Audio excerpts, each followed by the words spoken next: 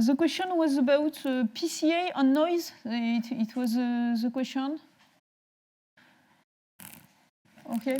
Between PCA and TSNE, which is most robust in terms of noisy data? Okay. So I think first it depends of the kind of noise. Is the noise, for example, is distributed in the same way along each component, for example, is distributed, for example, in an isotropic way. So I think that PCA can be used as a filtering technique.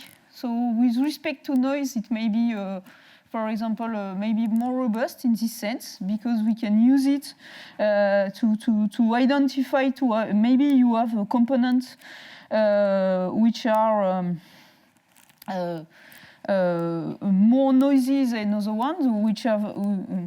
I come back. Okay, so the idea is the following. When you perform PCA, the principal component are not equal with respect to noise. That is, in some components, you have more signal, you have more significant part of the signal, and in some components, it remains only noise. Okay, so it is the reason why PCA can be used as a filtering technique with respect to noise, and in this sense, it may be rendered more robust to noise. We can use it to filter, and then if you have noise, if it is, for example, distributed, if you remove the part of the principal component which contain only noise, you robustify in some sense PCA. Okay. Was it your question, in fact, or does it answer to your question?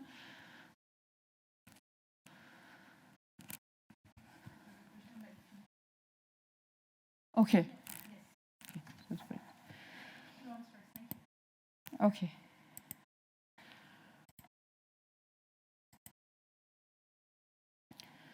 Okay. Okay. So now we are going to speak a little about what is supervised learning. So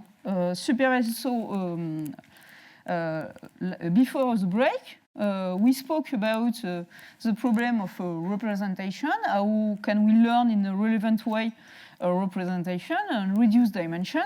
And now, this representation learning task can be used as a preliminary and can feed, for example, the resolution of a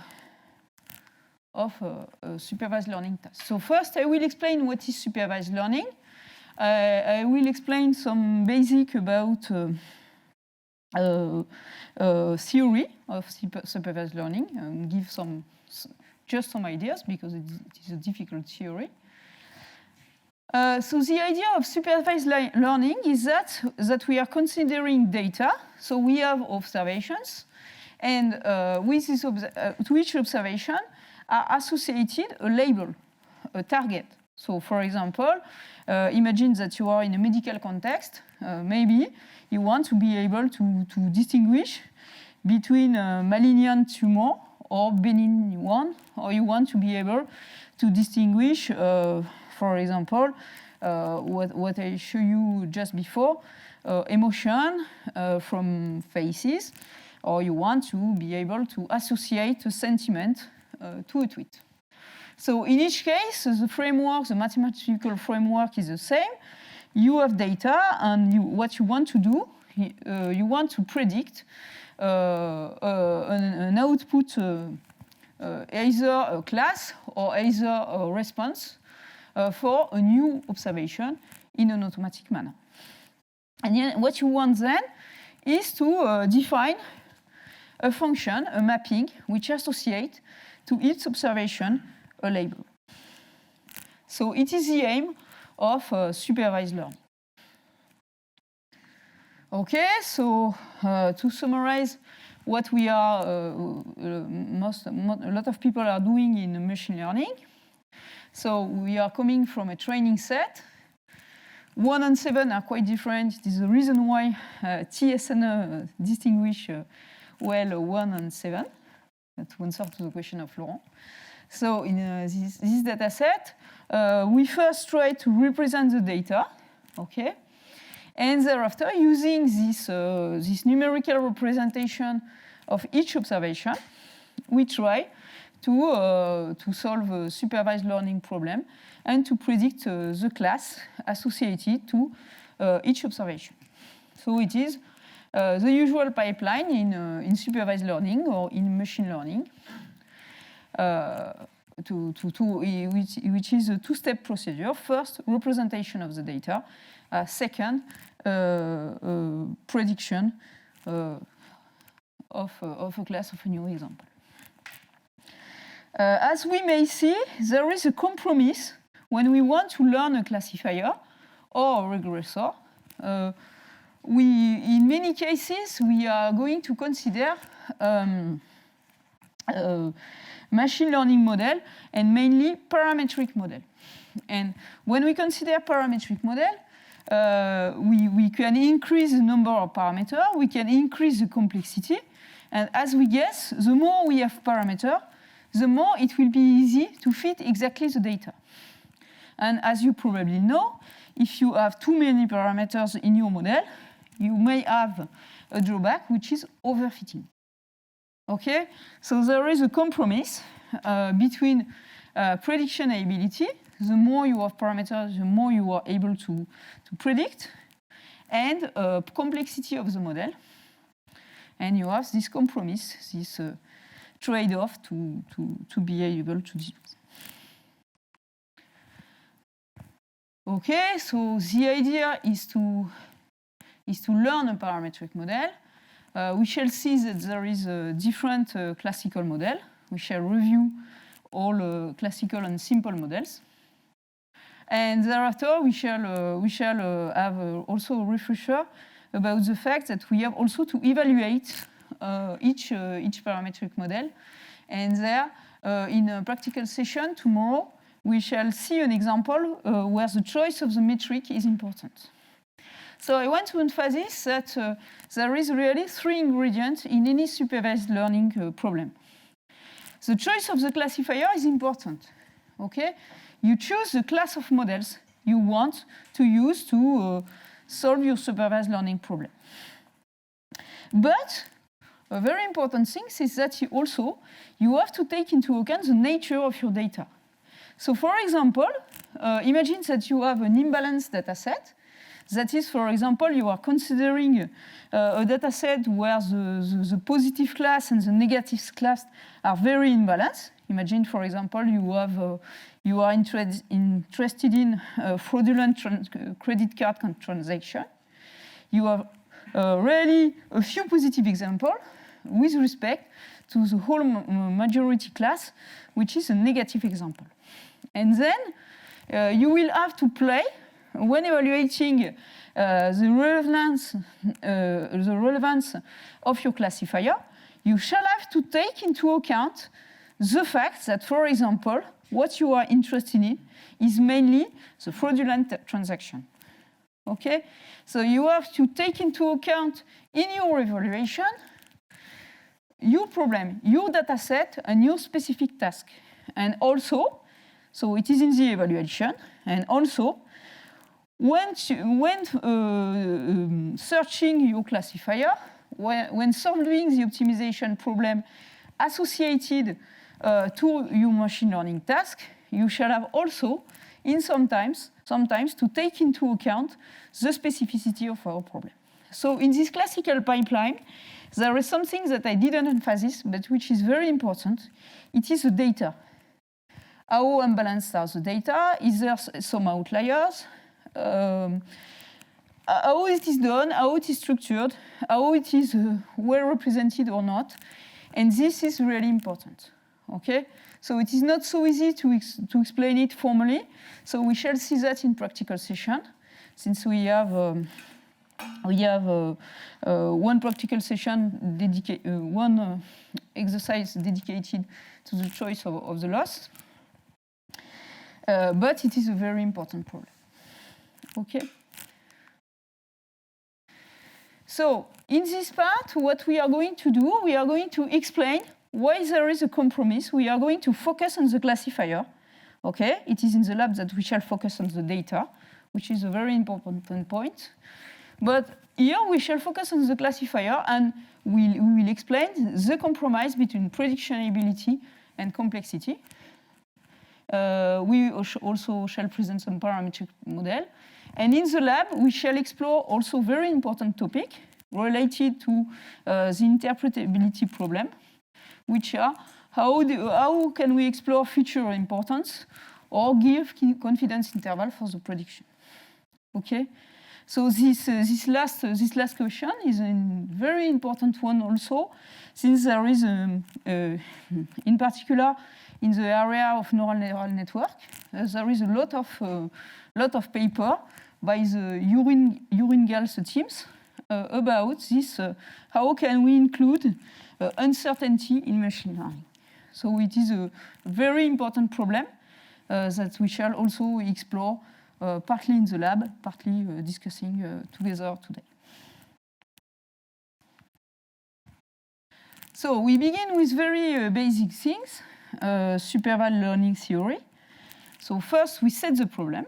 We have a data set with our observation and our target.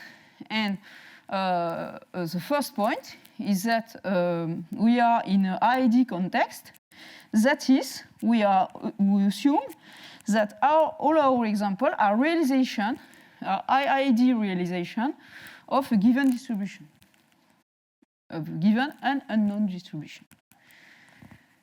And we want to have ways to measure how efficient is a classifier to predict the Y variable. Okay, and we shall need a way to evaluate the error of a data point. Okay. Alors, the first point is there is two things in the ERM principle. First, there is a practical way to find the classifier F. So the question is, how can we find in practice a function F which is relevant for our classification or regression problems? So it is the first question. And how can we relate this with theory? So it is the empirical risk minimization principle. And I will give some explanation about what is called generalization bounds relating empirical risk minimization and minimization of the classical risk. So to set the problem in a general form, our starting point is that we want to minimize the risk. Okay, we want to find a classifier so that, in average, our function predicts correctly the target. Okay, so we have to take into account the fact that we don't know the distribution of the data set. And then, as usual, we replace the expectation with an average, an empirical expectation. Okay, so and then the empirical risk minimization principle it consists in, instead of minimizing R of F, we minimize the empirical risk. Okay, so it is a simple principle. Instead of minimizing an expectation which is unknown, we replace the expectation with its empirical counterpart, and we minimize this empirical risk. Okay, so it is very simple principle, just saying things like that. But we need first to put it in practice, and thereafter to justify, to explain why it is relevant. Okay? because what is important is that when we want to minimize over f the empirical risk, we are going to minimize on an infinite set of function. And it is from the theoretical point of view the difficulty. Okay? So I will explain that more. Okay, so we have 2 points to discuss. This empirical risk minimization, we have to explain what it is a relevant way to do so, both from the theoretical point of view and both from the practical point of view. So we shall discuss both. Okay, any question?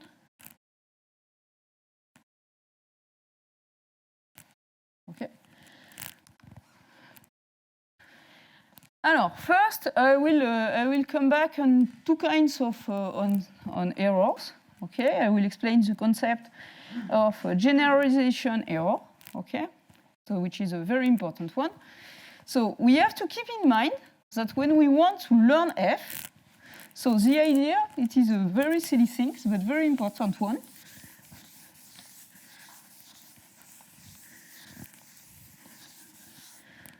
So we have a data set.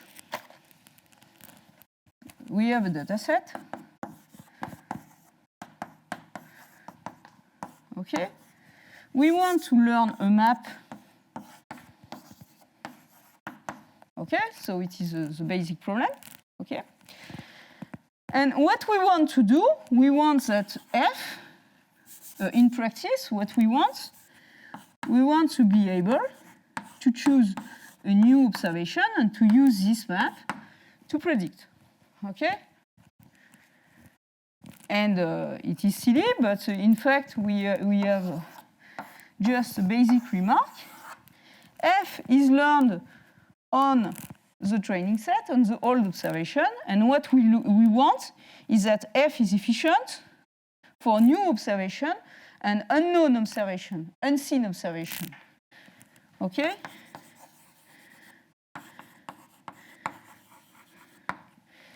And to perform, to evaluate how accurate is F on a new observation, we have only the assumption that new observation have the same distribution as the old one.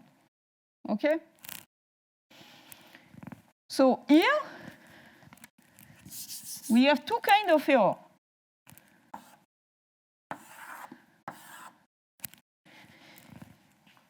Here we have the old dataset, the datasets that we are knowing, that we are aware of, and on this dataset we can estimate an error.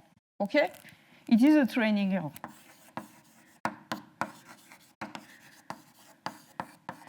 This error is easy to estimate, but it is not the error we are interested in. In fact, we are interested in something which is a priori not measurable, which is the error done for a new observation.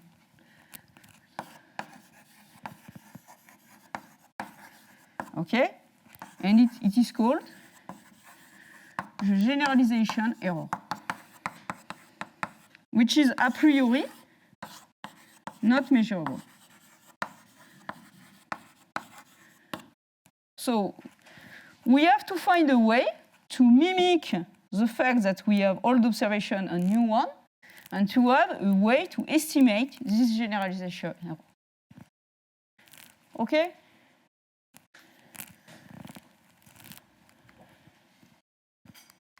Okay, so it is a reason why usually we split the data set into train and test. So the test set, it mimics unseen data. And the train, it mimics all data. Okay? So it is the way always is working. So when you evaluate the model on the test, it is your generalization error. And if your model is too complex, it will be large. And here, it is your training error. Okay? Okay. Okay, so the point is that we need to have both a small test error, a small generalization error, and a small train error. And it is not sufficient just to estimate the error on the training set. Okay, so it is an important point. Okay, so I extracted this example from a course of Nicolas Thom. And as we can see, he tried different models, okay, different classification models. And then, as we can see that the best model is not this with the lowest training error, but with the lowest test error, okay? We should have a compromise between complexity and training error. We should have a good compromise to have both error low. Okay, the model should not be too complex. Okay, if we are in the second column, the model is too complex, and then we have a large generalization error. Okay, so it is from the practical point of view we can visualize that. Okay. So the idea to conclude on this part, this is we can visualize in a practical way this compromise between complexity of the model and ability to predict the target on the training set. Okay, and we have to optimize both errors. Okay, any question? Okay, everyone is okay with it. Alors, now we are going to speak about something else, which is the theoretical part. So from the theoretical point of view, we have to explain, we have to give some hints about this generalization error and explain how it is related to training error plus a bound. As you may see, when you control the training error, when you have new data, they should be, the generalization error is in whole generality larger than the training error. Okay, but the hope is that you may control the generalization error using the training error, and this bound involves something like the complexity of the model or the ability to predict on the training set. Yes? There's a question online, which is there any systematic criteria to pick the trade-off between training and testing error? What do you mean by a systematic criteria, in fact? Do you want to use a bound? Do you want to use a practical methodology? What do you want to do? In fact, to control, there is a classical methodology to control the generalization. Okay, I will explain that in the lab, in fact. So in the lab, if we want to control the generalization error, and if we learn a parametric model, I will show on specific model how we can do it. It is not so easy to explain this in all generality. I think so maybe keep your question in mind and. So maybe the answer is there is no systematic thing. Yeah, exactly. There is a classical methodology to control the generalization error. Okay. Using, for example, cross-validation, and when you have a parametric model using grid search, okay, you can do so. But there is not a magic trick working for everything. But maybe keep in mind your question, and thereafter, tomorrow, during the labs, if you have a question on practical example, on specific example, we may come back to this question. Okay? Great. Thank you very much. Okay. Okay, so now we are going to speak about this bound.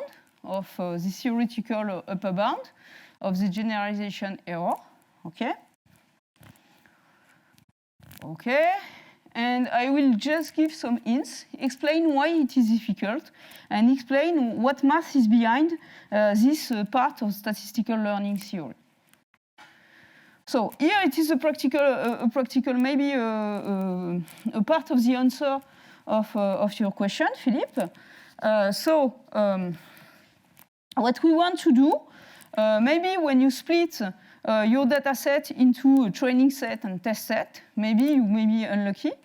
That is, on your training set, your model fits perfectly, and in your test set, your model has a high error. So you can perform a cross-validation and change, divide in several folds, and each time you choose as test set a different subset, and thereafter you take the average, and then you have a better control of your generalization error. So it could be a way to be sure that the model is the best one from the generalization point of view. Is it an answer to your question?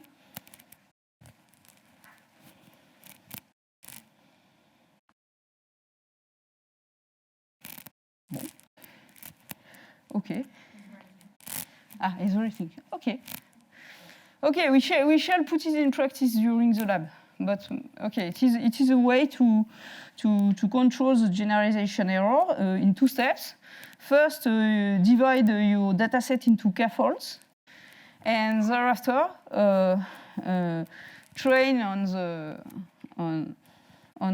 k minus 1 folds and test on the one who remains, and thereafter iterate the process and average. Okay, now we come on the theoretical part. So to simplify, to have a simpler explanation, we consider the classification setting where the target belongs to 0, 1 or to minus 1, 1. And then in this case, we may have a bounding loss function. Okay, we may consider different loss functions. There is different classical losses as hinge loss, 0, 1 loss, quadratic loss, and so on. Okay. Okay. We want to minimize the generalization error. Okay. And maybe the class of functions that we want to fit could be a parametric class. Okay. And any question? You talk about bounded. Yes, but it's bounded because y belongs to 0, 1. If you are on 0, 1, it is bounded. But in whole generality, it is not quadratic loss is not bounded. It was your question? Yes. Okay. Okay, so here we want to minimize this generalization error, okay, on a class of function, which could be parametric. Okay. And we want to replace, as I said, the generalization error with its empirical counterpart. And then we have a definition, okay, and what we want that the principle, ERM principle, is consistent. It means that what we are minimizing, the more n is large, when we are minimizing, when we are considering the optimal function minimizing the empirical risk, it is not so far from the optimal function which minimizes the theoretical risk. Okay? In fact, it means that this approximation is in one sense relevant. Okay, there is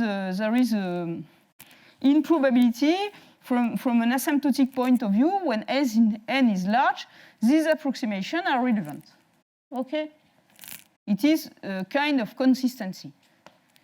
It means that we can replace we can replace empirical risk with theoretical one, and we can replace a problem with another one. Okay? So the theory of Vatnik gives a condition to this ERM principle to be satisfied. Okay, and it is a huge theorem. I will give you some reference at the end or on the GitHub. So it is quite. In fact, as you may see, I will give you some hints so that you will see the math behind. And the math behind all this theory of Vatnik is empirical processes. And as far as I understand the paper, it is not so simple because, in fact, the class of function on which you are optimizing is an infinite class. So it is a complicated optimization problem. Okay? So I will explain you in a simple way what's happened when the class of function is finite, and you will see it is just empirical probability theory, and it is simple things, but the generalization of all this theorem is complicated.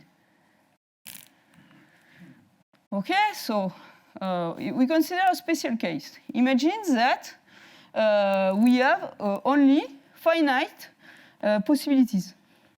Imagine that the class of function contains only a finite number of functions.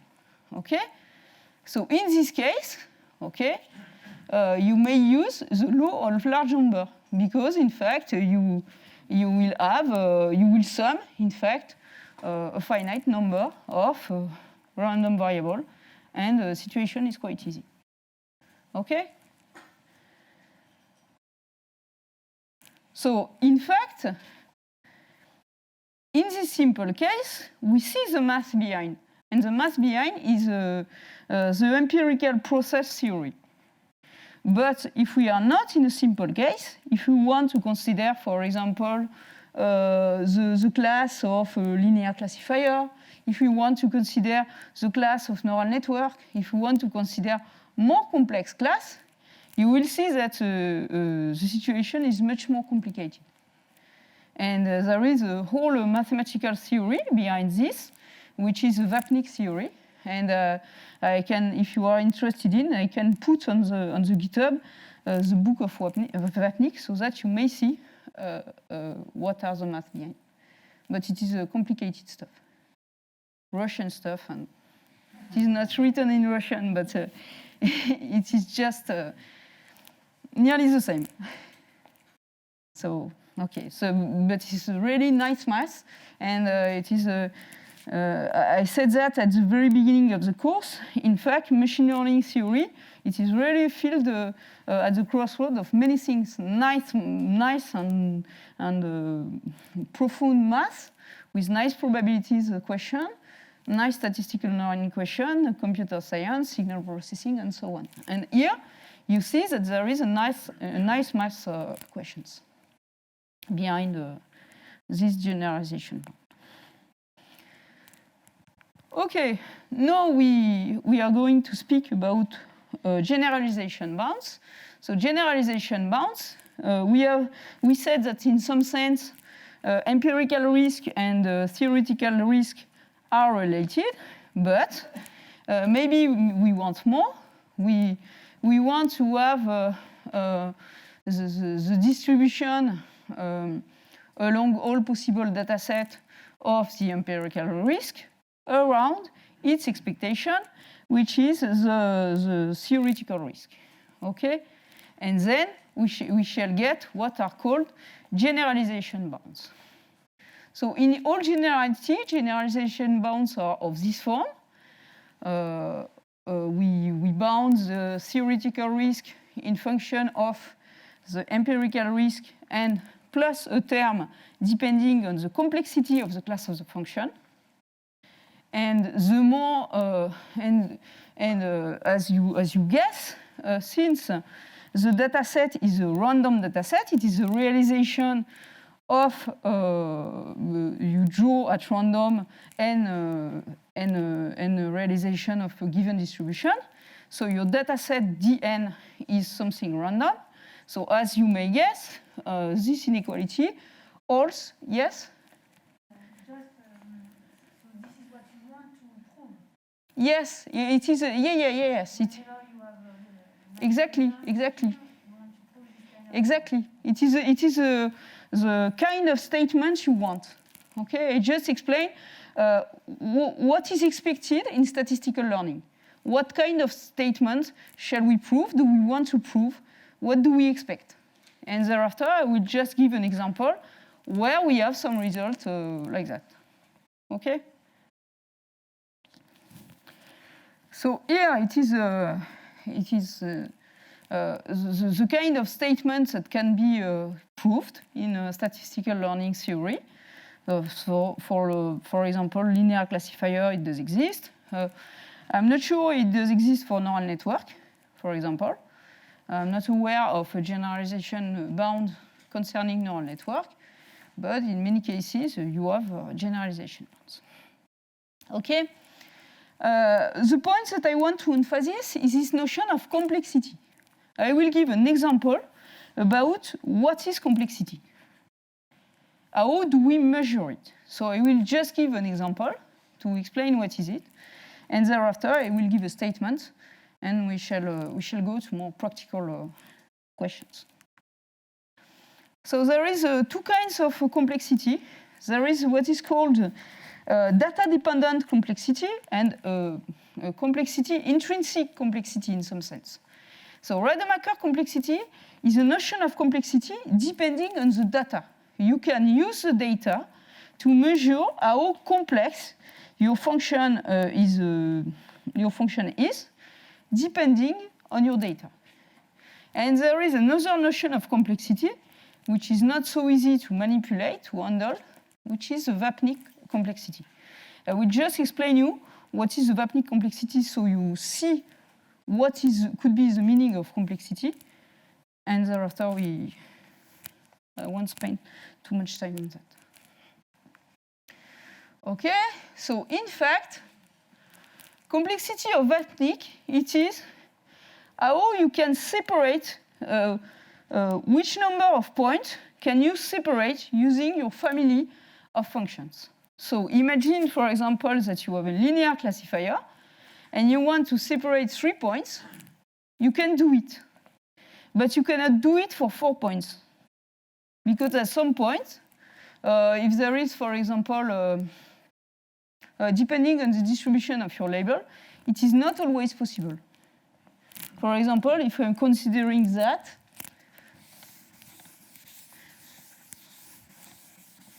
if I'm considering this configuration, I am not sure I can find a linear classifier separating these two configurations, red and blue. I'm not sure it's so easy.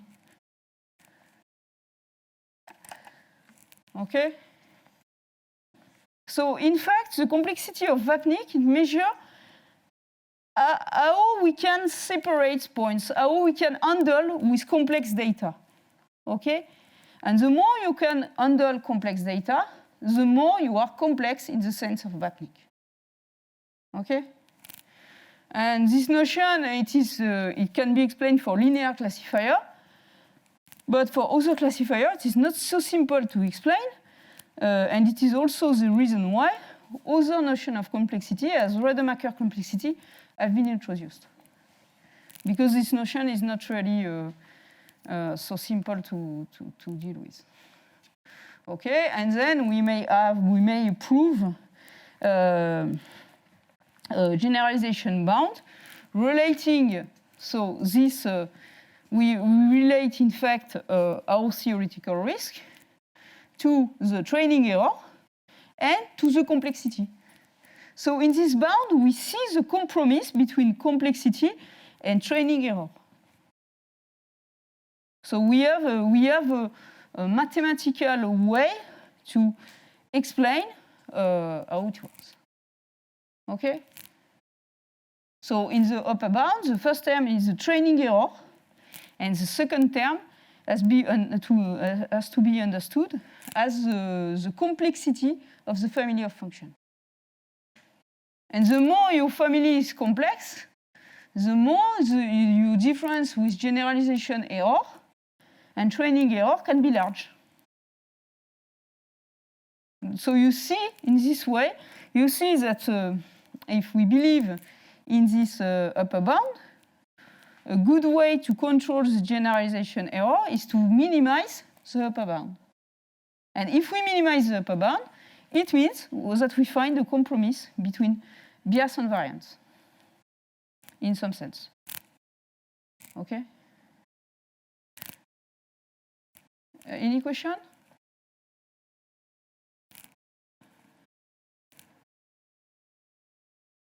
Okay. Okay, so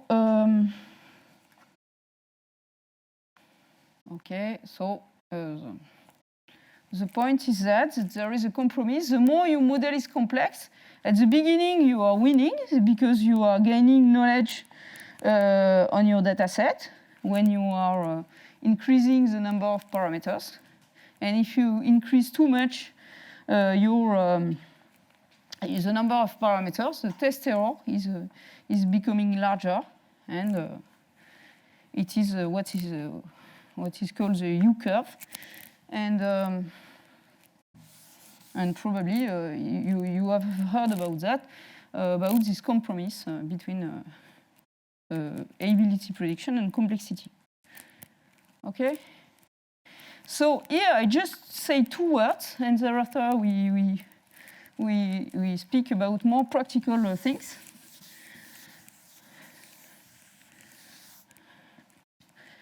So here I will add this in the. So Belkin in 2018, okay, put in evidence a very surprising phenomenon that I couldn't explain. In fact, we can continue this curve, in fact. It is called the double descent phenomenon. When you continue to increase the numbers of parameters, okay, you have what is called a double descent curve. Here, the guess is that the usual interpretation is that here, in this area of the curve, you have this compromise between complexity of the model, and if you are too complex, there is overfitting. Okay? But what Belkin put experimentally in evidence is that when you increase the number of parameters, there is a point, the overfitting point, and when you increase the number of parameters, the test error decrease. And he puts that in evidence, so I will put on the GitHub videos about the Belkin talks. But he put in evidence this phenomenon for several models: random forest, linear model, rich,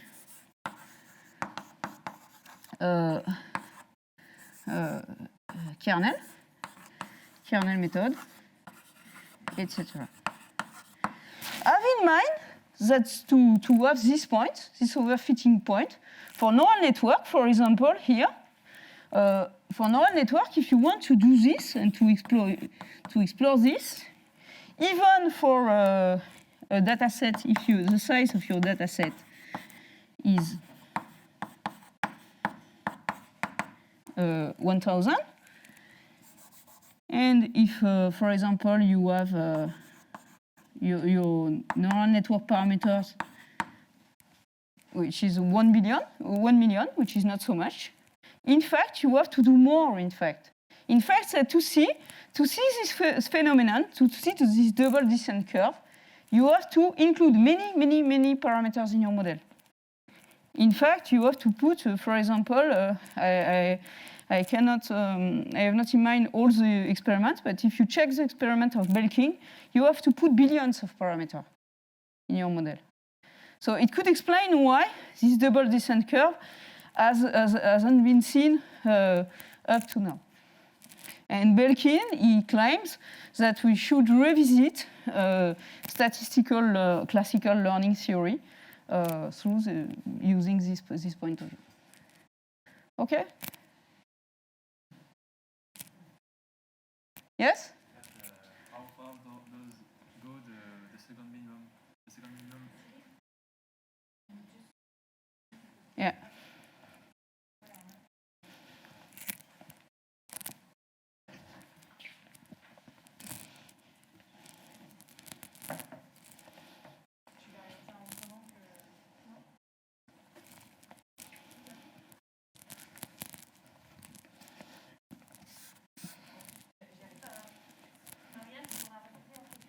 Yes, in fact, your question of Cyril was about this double descent phenomena, and what about the minimum of the second U curve?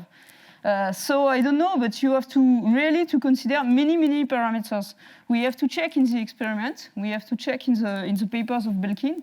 But in fact, you may have in some cases to consider billions of parameters. So you have really to push a lot your models to see that. So it is a phenomenon that you can reproduce, but it is not so easy because you really need extensive experiments. Is the second minimum lower than the first? No, it is not lower than the first. My pictures is horrible. Okay, it is not lower. The idea is that there is the people try to explain this phenomena. This minimum is not lower than this one, but it is quite a surprising phenomena, which is really quite new with respect all we know up to now. So it was the reason why I tried to explore this double descent phenomenon. But yes? Yes, it was a typo. SR equals. Okay. Thanks for the question. Yes, I have to correct it. It was a typo.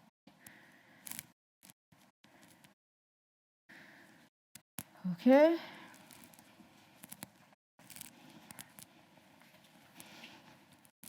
Okay, so now we have some time for a practical question and a review of some classical models.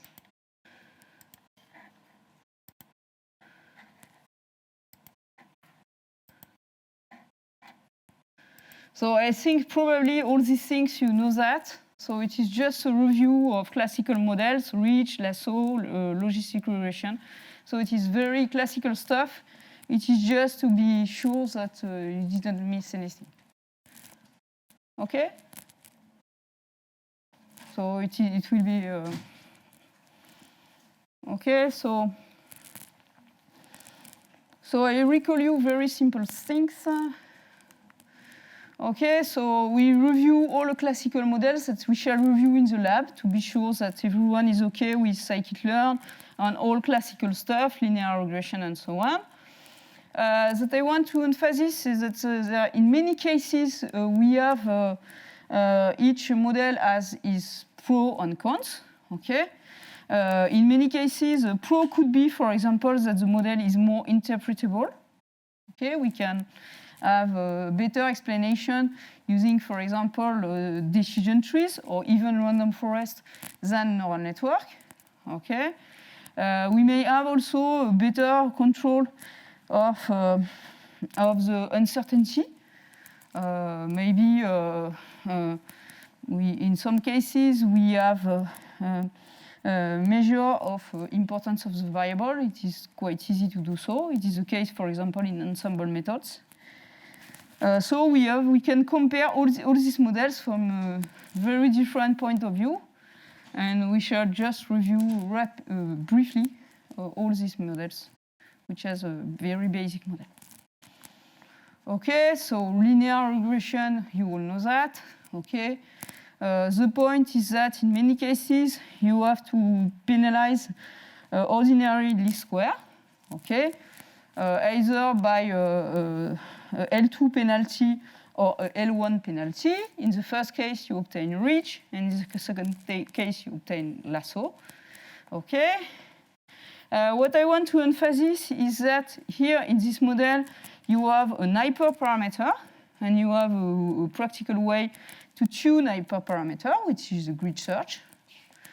Okay, so here, from a theoretical point of view, it is not so difficult, but you have to be aware that when you want to tune hyperparameter, you have to perform, for example, cross-validation and grid search.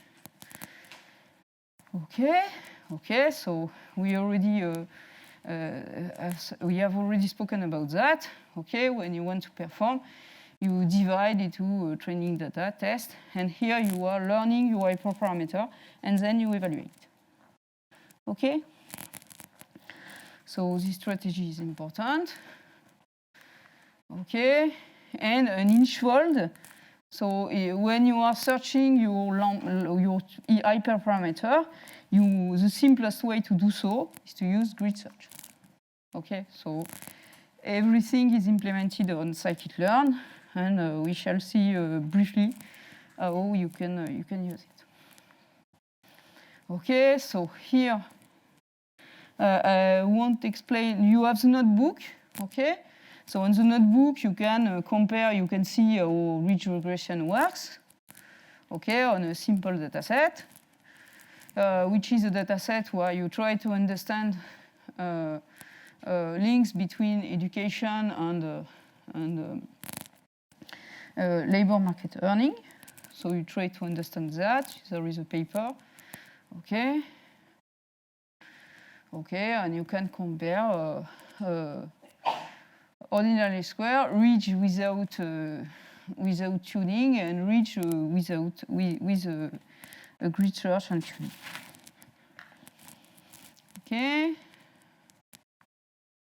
Okay, logistic regression, I think everyone knows that. Okay, so linear regression makes no sense. And logistic regression, it means that you want to explain the log-odds ratio as a linear function of the input. And you can have a penalty. You can add penalty like in ordinary risk. Okay? Okay, so does everyone know SVM or not? Okay, so SVM is quite an old method. The point is that it is quite easy to use. It is quite easy to tune, but it doesn't scale.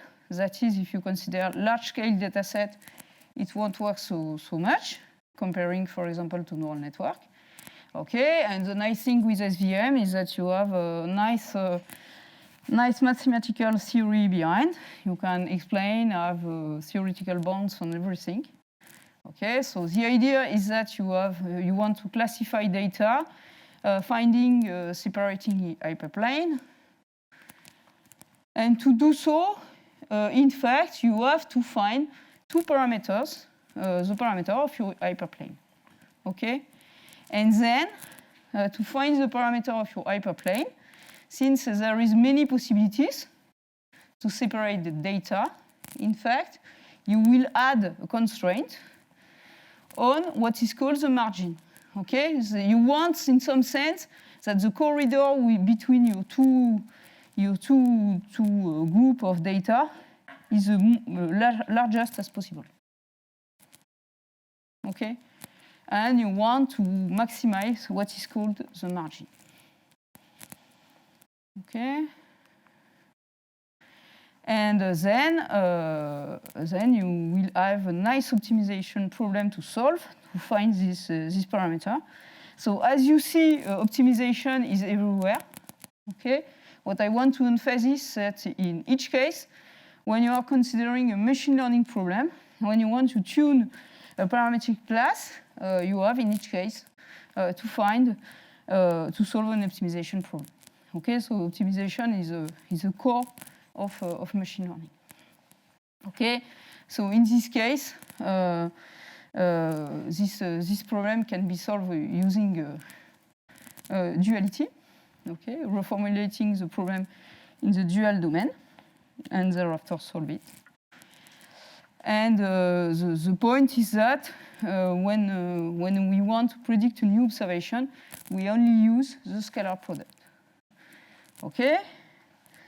And it is, this observation is a key observation when we want to generalize SVM in the nonlinear case, in the nonlinear setting. Okay, so in the nonlinear setting, we want to find a map. Okay, in this case, the map is explicit. We can have explicit maps. Okay, we are going to fix a map.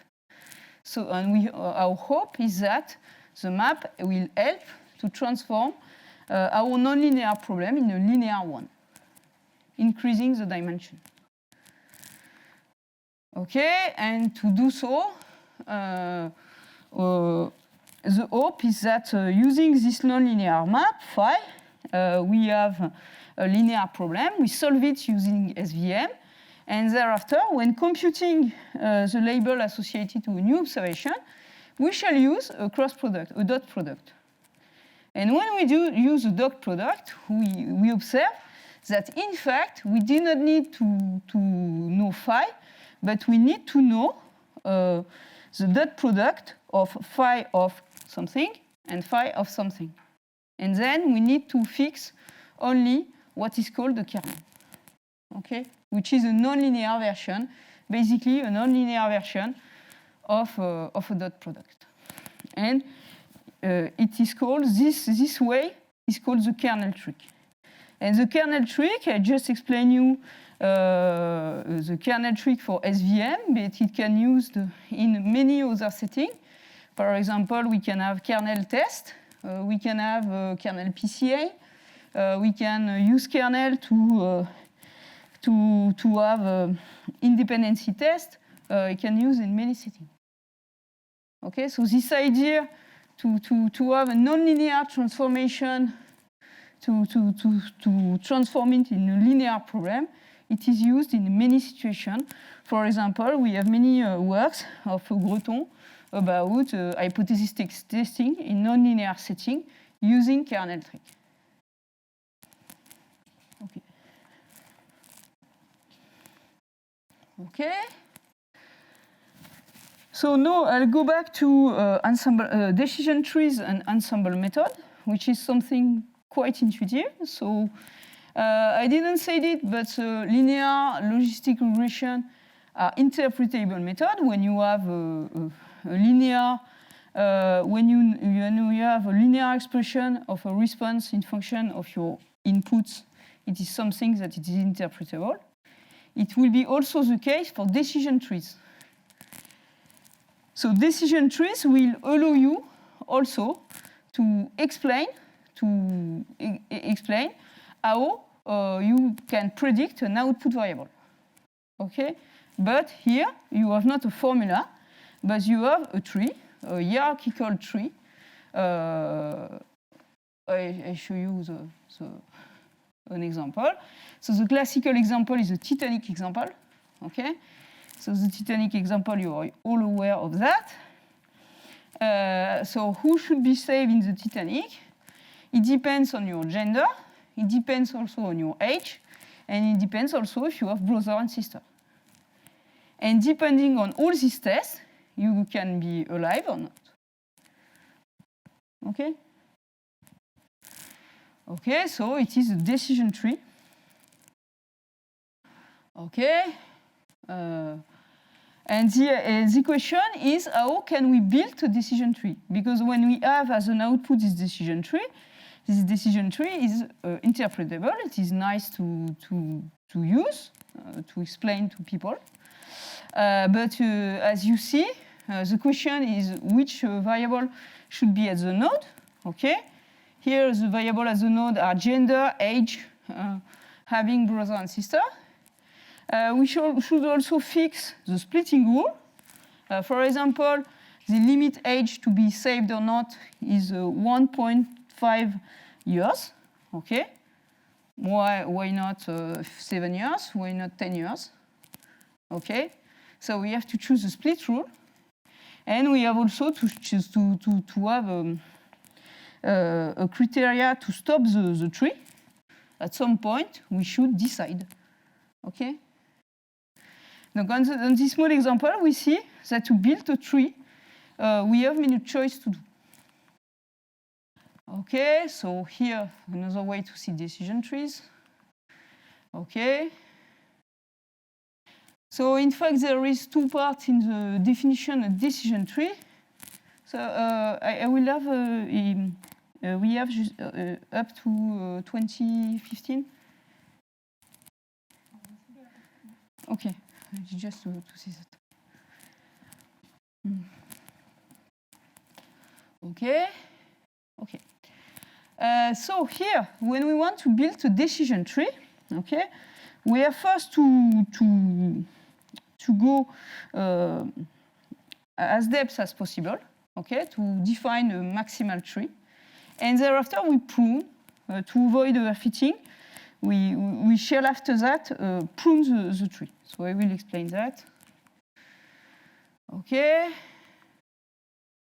So as I said, there is several things to tune. First, we have to decide what is a splitting rule. When do we decide to go left or right in the tree? Okay, what is the splitting rule? Okay, and to do so, we have always an optimization problem. In fact, we have several possibilities. First, we should choose a variable.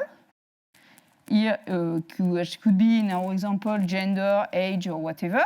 And we should choose a value of split. Okay? In the case of gender, we have no value of split. In the case of age, it was 9.5. Okay? And in each case, we have several possible choices, and we do the best one in the sense minimizing a given cost function. Okay. So I give the cost function in the case of regression. So in the case of regression, what we want to minimize, in fact, in each case, what we want that each node is very homogeneous and that the nodes are as different as possible. Okay? So we want in each group the variance is low. Okay? So we want to minimize the intragroup variance. It means that we want the node to be homogeneous. Okay? We want to have a group of people who are the same, more or less. Okay? For example, maybe we can say that a child before 11 are all in elementary school. So they are in the same group in some sense. They are all in elementary school. So we minimize in this sense a kind of variance. We have a kind of homogeneity. Okay? Okay, so it is what we try to do, and it explains how this function is chosen. Okay, and if we have a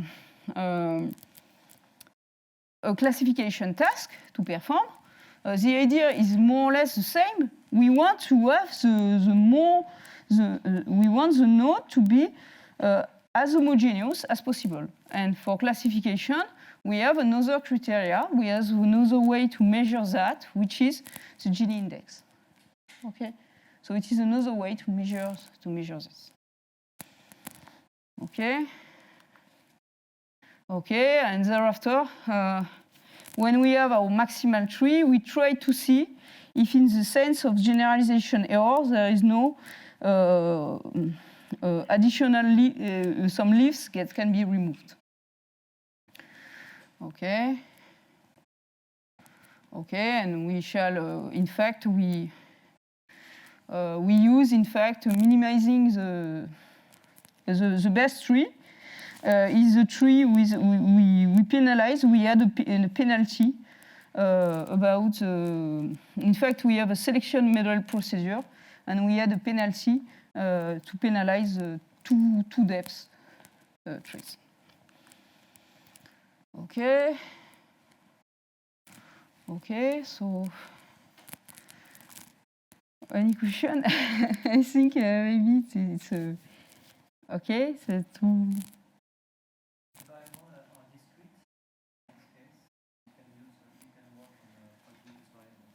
you can work on numerical variable, qualitative variables, categorical, and whatever.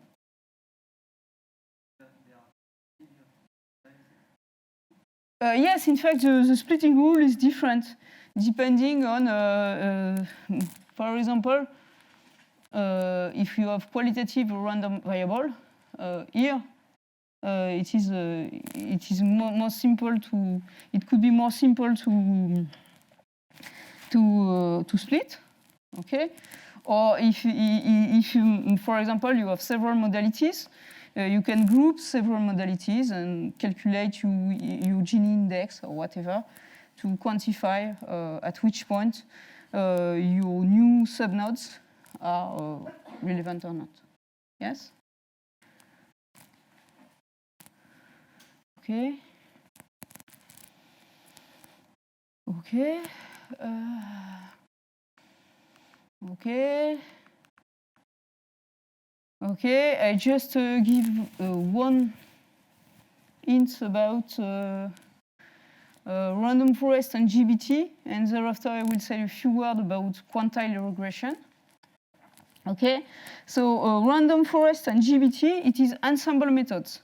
So ensemble methods, there is two ways. In fact, the idea is always the same. You have weak classifier, that is, you have classifier which are not so efficient, like decision trees, and you want to combine them in a relevant way to improve the results. And there is a lot of way to combine classifier.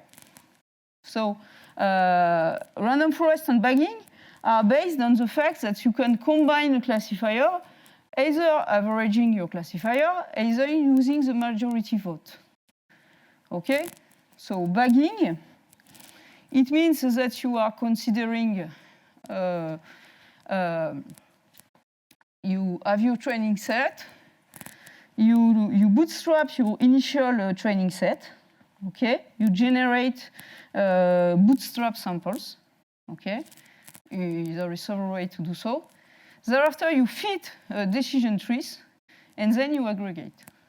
So the idea is that you have, in each case, you have classifiers or regressors, and you average or you aggregate them. Yes? What do you mean by aggregating? How do you do that? For example, if you have a regression task, you may average, or you can use a majority vote. Okay, it is a way to do so, or you can also leverage. For example, there is people who are doing they are averaging, they are doing weighted average, and this weight depends, for example, on the location of the space they want to explore, for example. In some cases, you want to put more emphasis on specific example or specific region of the data set. And if you want to do so, in some cases, you can put some weight in your average.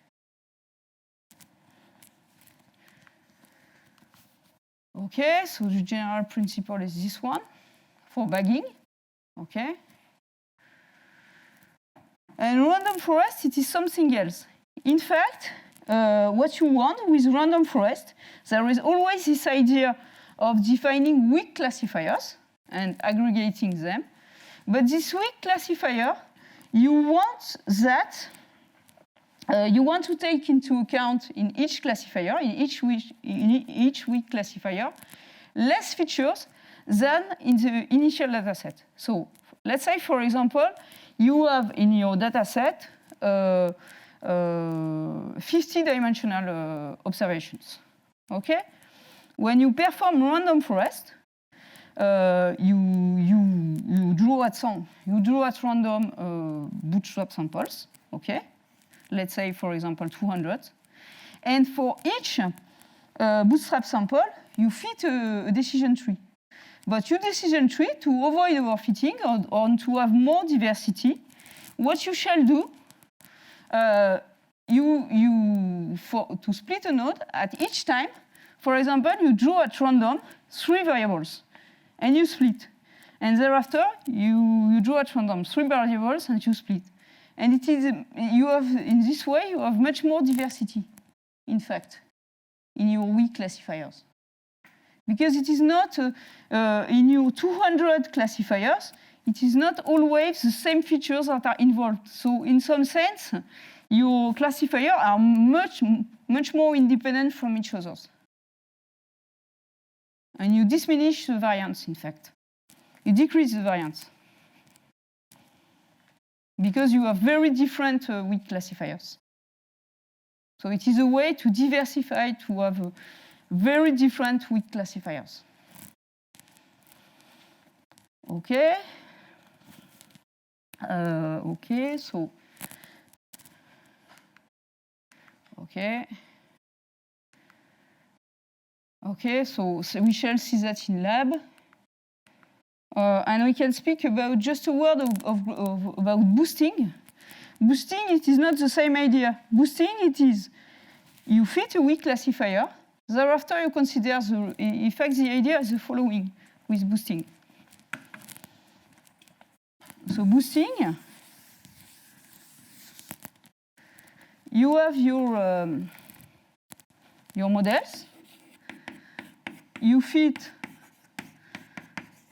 first a weak classifier, and thereafter you are fitting this one, and thereafter you are fitting this one. You improve step by step, in fact, your classifier by boosting.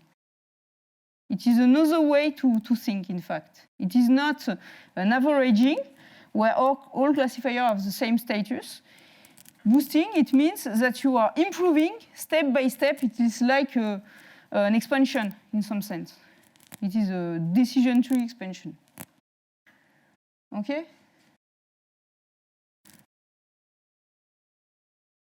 Okay? In fact, there is no order. In fact, you fit a first classifier, a first decision tree. Thereafter, you consider the residual. Thereafter, you fit, etc.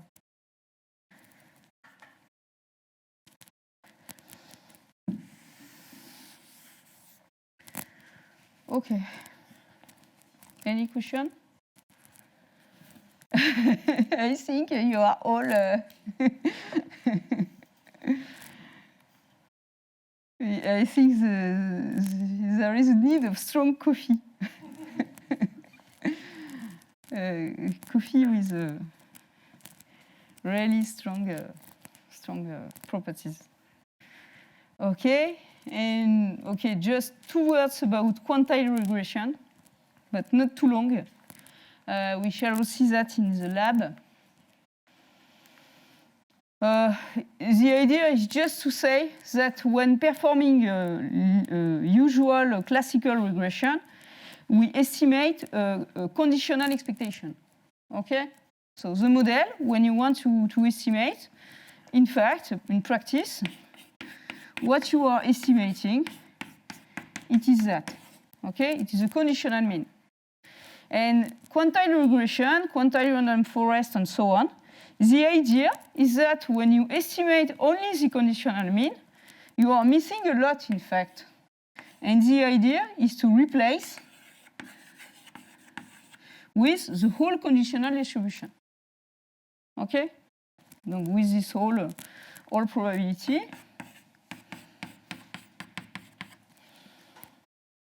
Okay, so it is the idea.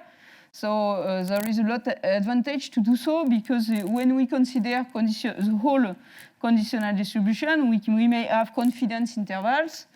We may we are more robust to outliers. So there is a lot of advantage to quantile regression. Okay, and we are also more robust to misspecification, because when we are performing classical regression, we are doing usually a lot of assumption about the noise, the nature of the noise, and so on, which is less the case with quantile regression. Okay. So just to show you what could be the output of a quantile regression. So in an output regression, we may have, for example, the quantile. So for each value of the household income, you may have confidence intervals. Okay, so here it is your data set, and the idea is that maybe you may have some confidence interval on your prediction. Okay, so to do so, we solve an optimization problem with a specific loss, which is a loss, the so-called loss quantile. And this loss quantile can be applied to a regression problem or to random forest. Okay. Okay, and there is examples of situation. We shall see that in the lab. There is also a comparison with classical regression and so on. Okay, and the point is that we shall use a specific loss, which is the loss quantile. Okay. So I propose that we stop because I see, I'm quite sure you are, you look completely